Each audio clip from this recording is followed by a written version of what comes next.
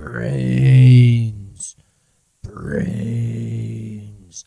Num num num num num. So this review series is going to be all about the Amicus anthology horror films.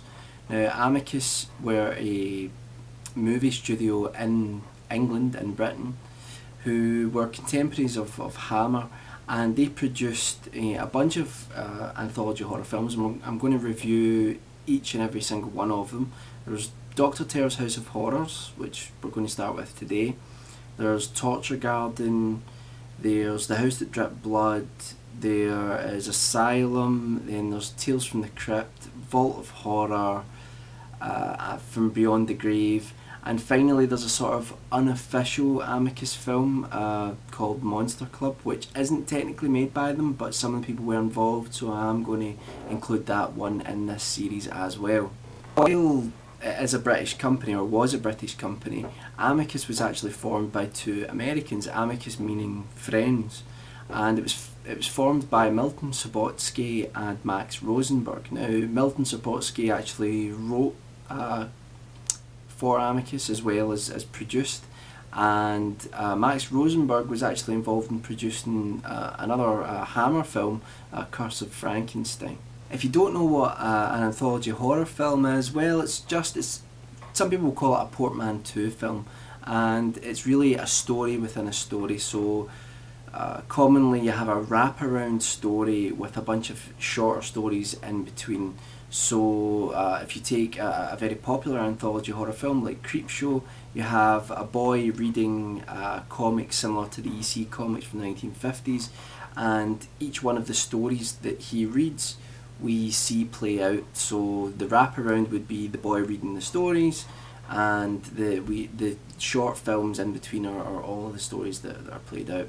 So each of the Amicus anthology horror films have a wraparound, and we get to see a bunch of different films play out within the one film. Now, the first film we're talking about is Dr. Terror's House of Horrors. This was the first one that Amicus made. It was released in 1965, and it's really definitely one of my favourites, if not my favourite, of the Amicus series. It was directed by Freddie Francis, who was famous for some of his work that he'd done with Hammer.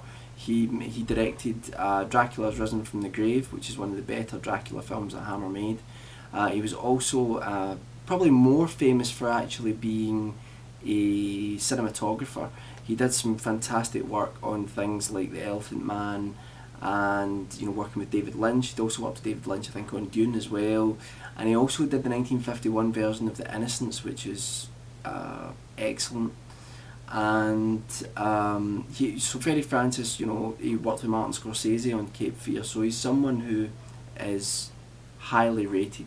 While there are many Amicus anthology horror films, we can kind of consider this the first part of a trilogy, because Freddie Francis actually directed 3 of the Amicus films. He directed this one, Dr. Terror's House of Horrors, then he went on and directed Torture Garden, and then he directed Tales from the Crypt, which is probably the most famous Amicus horror film or anthology horror film because of its connection to the EC comics, or the old Tales from the Crypt comics, and the television series, which a lot of people know about in the 1980s and 1990s. So let's get on to the plot. Dr. Terror's House of Horrors is about a group of men who are all passengers on this steam train in the 1960s, and none of them know each other, they're not aware of each other, they just happen to be spending time in the same cabin, because in those days you had these sort of standalone cabins, it wasn't just all seating. So you have these men that are all sharing a cabin. Now, they start to talk when the train departs the station. They all start to talk, and eventually they realise that one of the men there, played by Peter Cushing, is a fortune teller, and he goes by the name of Dr. Schreck, which means terror, and he calls the tarot cards that he has his House of Horrors, hence the name of the film. I never picked up on that when I was a kid. I didn't know why it was called Dr. Terror's House of Horrors, but that's why it's called it. So Peter Cushing then reads each of the other passengers' fortunes within the cabin, and we get to see those fortunes play out. Now, Dr. Terror suggests to everyone that there are two destinies that everyone has, the natural and the supernatural. So the tarot cards tell the supernatural side of your life, the what could happen to you that could be connected to ghosts and spirits and things like that. So it doesn't necessarily mean that what he sees is going to play out, but you get the gist of it. So Peter Cushing then goes around, reads everyone's fortune, and we get to see all of that play out. And then of course there's a conclusion with the wraparound story of all these men in this cabin. So the first story is about a man called Jim Dawson who goes up north to Scotland to this isolated island where he has there's a home there, a big mansion that his family used to own, but he's been hired by the lady who now owns the house to do some renovation work on it and fix the house, make some alterations to it. While Jim Dawson is there, he finds out that there's this legend, there's this myth that there was a guy called Count Cosmo Valdemar, who was a werewolf, who was killed by one of Jim Dawson's relatives, and because of that, the story is that one day Valdemar will seek his revenge and kill or do something terrible to the remaining line of his enemy, of the Dawson's line. So that's kind of the story about it. You've got a kind of backstory as well about the lady who owns the house, and she's recently lost her husband. I think Jim Dawson's character was quite protective of her because of this. So that's the first story.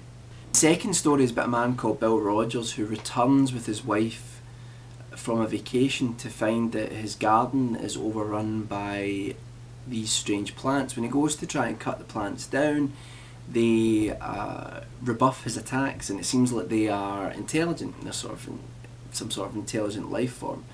And Bill Rogers then contacts the Ministry of Defence, because I think he knows some people there, or he works there, I can't really remember which way around it is, sorry.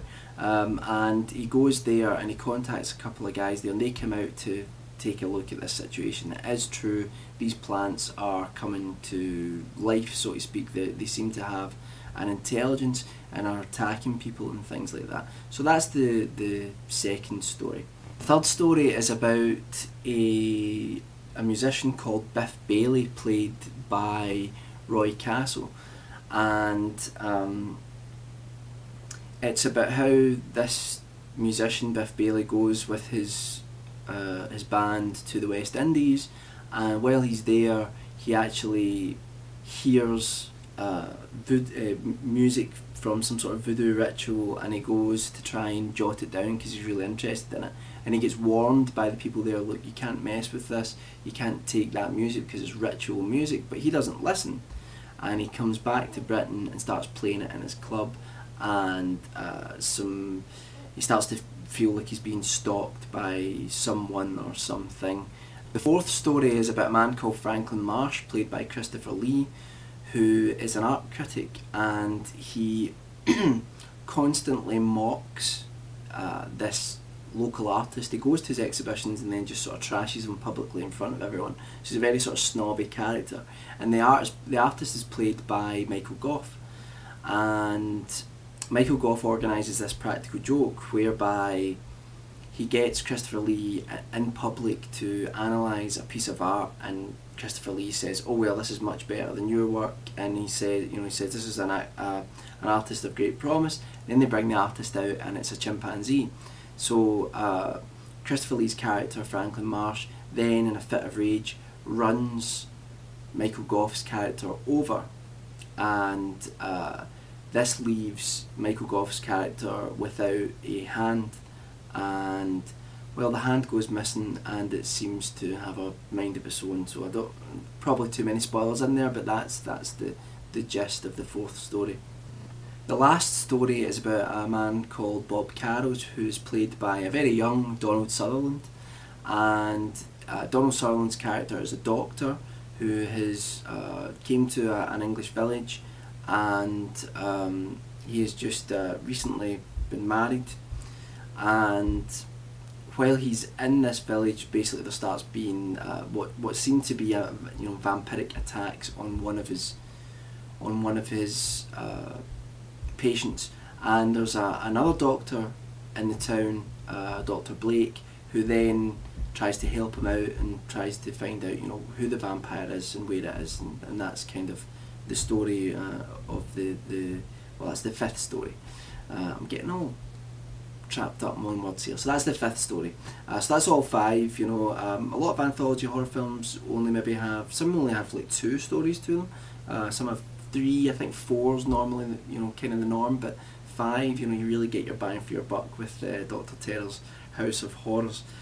So that's all 5 stories, and plus, well, you can take it 6 stories because there's the wraparound with all of these men being told their fortunes on this train, and that does have a conclusion to it. And the film it's one of my favourites. I think this is the first one I remember watching of the Amicus series, and that's quite fitting because it is the first one in the Amicus anthology horror series. I just loved the atmosphere of this film as a kid, and I think sometimes when I watch it, it doesn't have as many strong stories as the other Amicus films, so maybe it's a nostalgia thing, but I think in terms of atmosphere, because of the scenes on the train with the steam and smoke pouring out of the train, and they're in this really old wooden cabin on this atmospheric train. I think it's just the vibe, the atmosphere that the film gives is something that I really love, and I think I really sort of buy into it. The direction is excellent, I think, for Dr. Terror's House of Horrors. Freddie Francis, I think, is actually quite an underrated director. I think he a lot of the time he maybe spoke down about himself. I think he maybe saw himself as a better cinematographer, and yeah, there's maybe an argument to say that, but I think that if you look at the films that he did direct, they all do have a certain visual style, and certainly his cinematography is I think first rate, absolutely first rate. I think the way that the film is put together, let's say, there's just an atmosphere which just bleeds through the entire film, and it really sells the whole film, and it feels more together than perhaps, with the exception of 1 or 2 of the other Amicus films. It's probably got about my favourite wraparound story.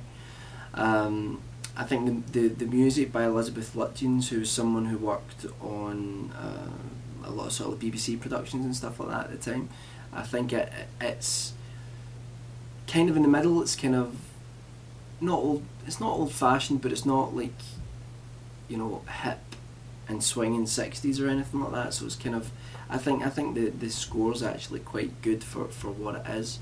And the cinematography, Alan Hume, I don't know if that was more down to him or Freddie Francis. Sometimes it's confusing, but normally in a British production, the cinematographer actually does have an even bigger say in some cases than the director in terms of the visual look of the film. So I really like the visual look of the film. I think some people feel that there's elements of it that look a little bit too sort of studio based, but I don't mind that. In some ways it kind of adds to the charm of the film, and I think I would have, if I had been alive in 1965, I think I would have perhaps enjoyed that aspect of it anyway. It kind of maintains an element of camp without being too campy. The film isn't too campy, but it's got slight elements of it which really are charming rather than overpowering, and as you see in a great many horror films. The conclusion on Dr. Terror's House of Horrors, before I get into the spoiler section of this video, would be, definitely check it out. I know that the Amicus films have a good following, but a lot of people aren't aware of them. If you are someone who can't or won't really give something the time of day, if it's pre-1995, then you maybe are wasting your time with it. But I personally love this type of horror. It's cozy horror. It's not frightening, but there are some sort of creepy moments in it, and it's just that the story is interesting, and it's It's like when in the anthology horror films, when you have, especially you get one character sort of telling the stories as you do in this film, it's almost like being around a campfire with someone and listening to them, you know, rhyme off these different stories and really sort of drag you in. I think that's what creates this sort of, I don't know, a sense of well-being when I'm watching it. But I do admit that's probably, you know, a lot of nostalgia as well. But I do think a lot of people talk about Asylum being the best, or, you know, Amicus anthology horror film, but, you know, I don't know. I think Asylum has a much, it probably has the best wraparound story, but I don't necessarily think that the atmosphere is as good. And I think when you look at Amicus films, and if you look at Hammer films, I think that atmosphere is everything. Even when the scripts at times aren't as strong as they should be, atmosphere is what really sold those movies to their audience at the time.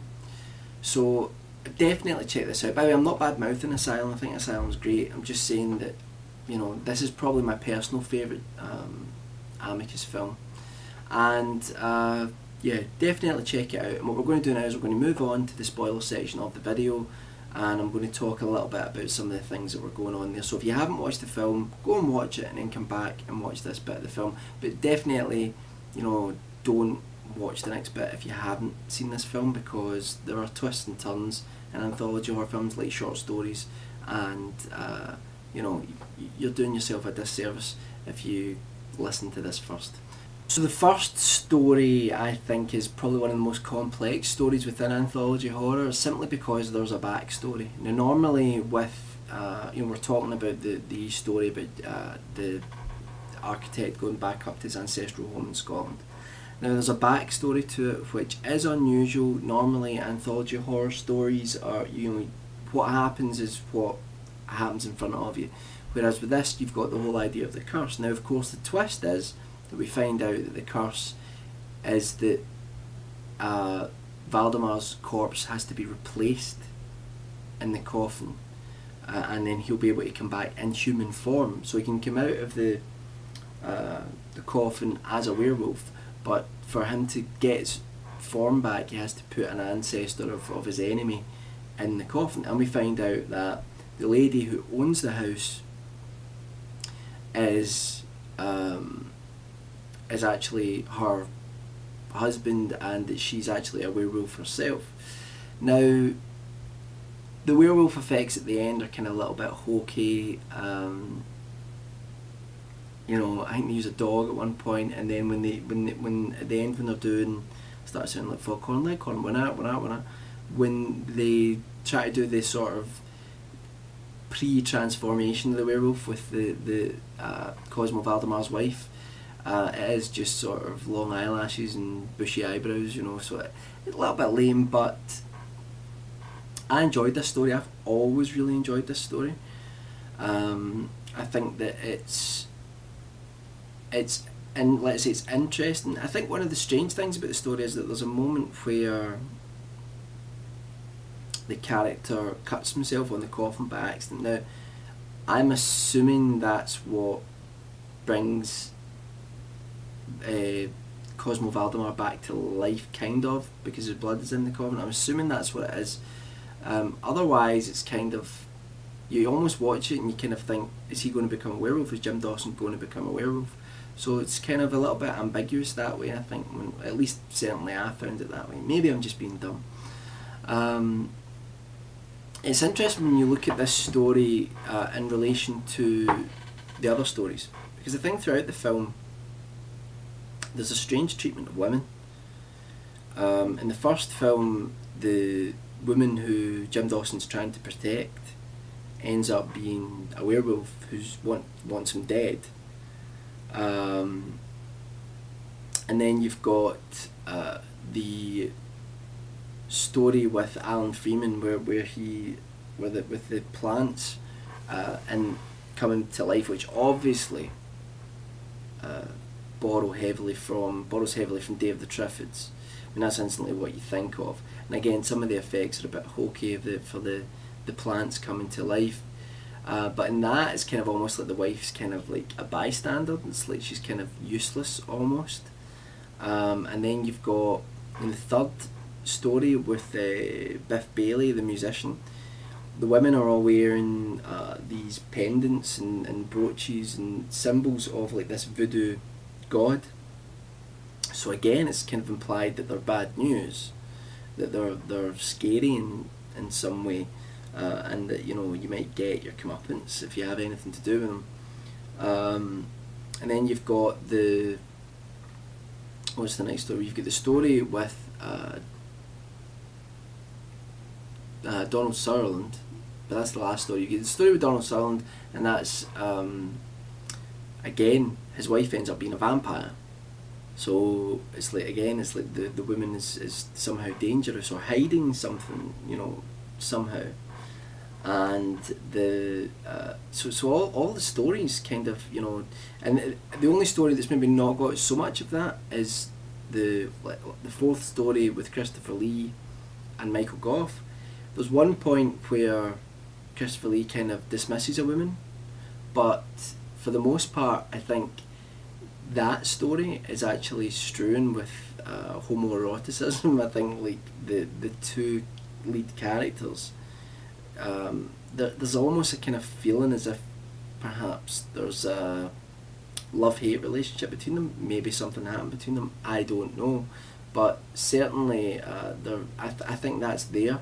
So the whole film in a lot of ways has a strange attitude towards women.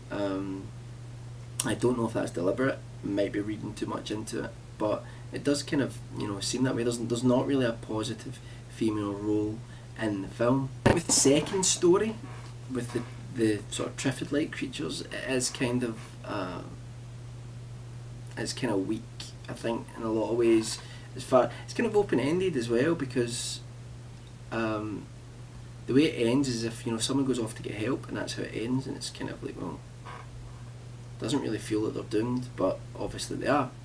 I think the weakest story though, it has to be the one with Roy Castle. I mean, I like Roy Castle in terms of, like, I used to watch him on television a lot over here. He was a very talented guy, he was a musician, he was a comedian, and he does a terrible West Indies impersonation at some point, which really is quite I don't know, it's just rubbish. But I think the thing is with that story is that you could watch it and think it's borderline racist, the way it treats the sort of indigenous, I say indigenous populations, the people that are black in the film, aren't really treated in a very sort of they aren't really treated in a very sort of positive way. But then I suppose you could also look at it, well, you kind of sympathise with them in a way because he's stolen their ritual music, so I don't know. But it does kind of try to play on, maybe the fear of difference at some point in it. But I think it's the weakest. It does go back to like Dead of Night, 1945 anthology horror film by Ealing Studios, where they started that sort of format where you have a comical story, and it is sort of more comical than the rest. But I would say there's comedy throughout in a lot of the stories. I would say the first story is probably the most straight-laced, but I think the Alan Freeman one feels a little bit comical. Maybe that's not deliberate, and the one with the plants.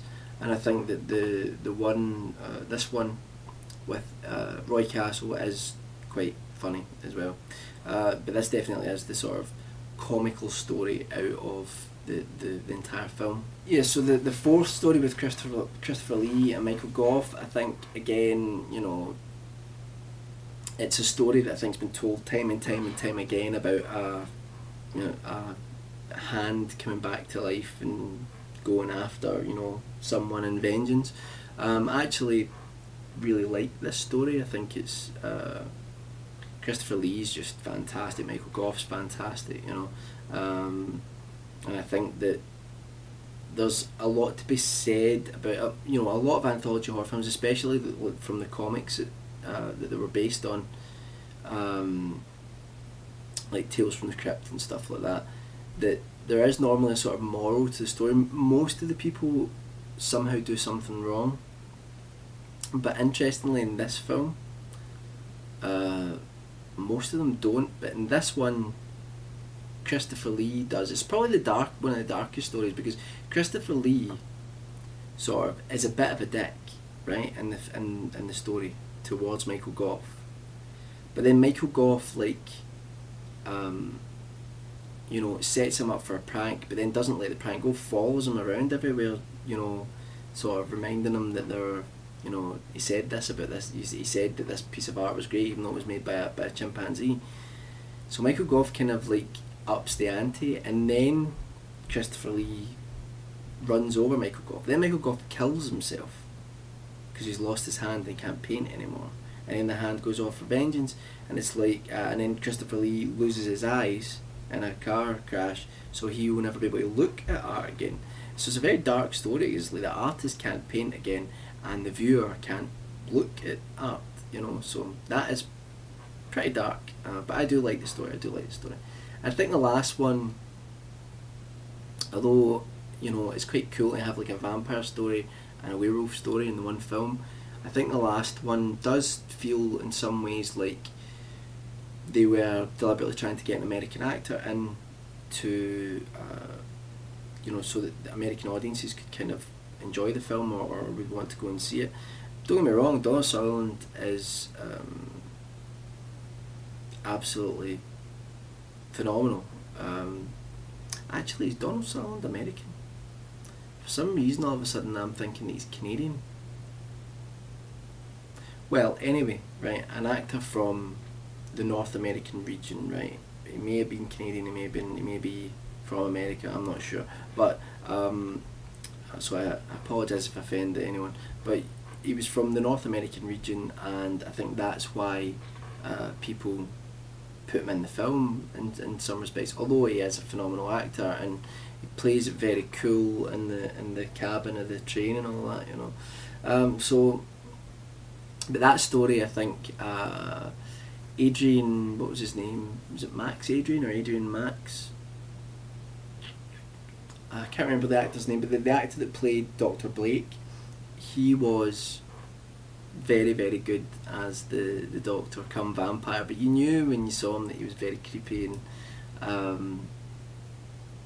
I think that he turns to the camera and talks to it at the end of the story, which kind of jars with like the rest of the film, and in many ways that bit is more comical than what's supposed to be the comedy segment, which is the one that Roy Castle's in. But I still do enjoy it, you know. And the wraparound at the end where they all die in the train crash, and basically Dr. Terror is actually death, and you know, I think it's a good wraparound.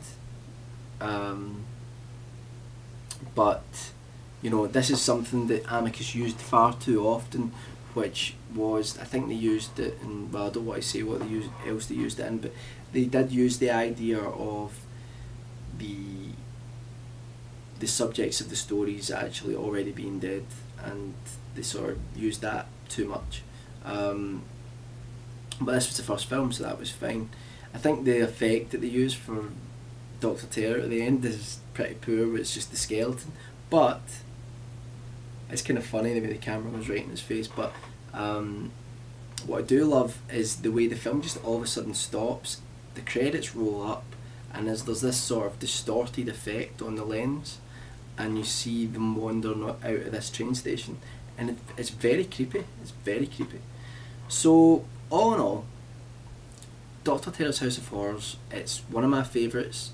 I think it's an absolute gem. I think it's one of the best anthology horror films ever made. I think it's one of the best ones that Amicus ever made, and I would definitely recommend it. Go and check it out and let me know what you think. What did you think about it, and what do you think of the other Amicus films, although we are going to go through each and every single one of them.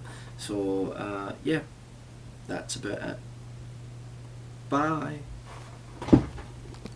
I don't know why I did that, that was really stupid.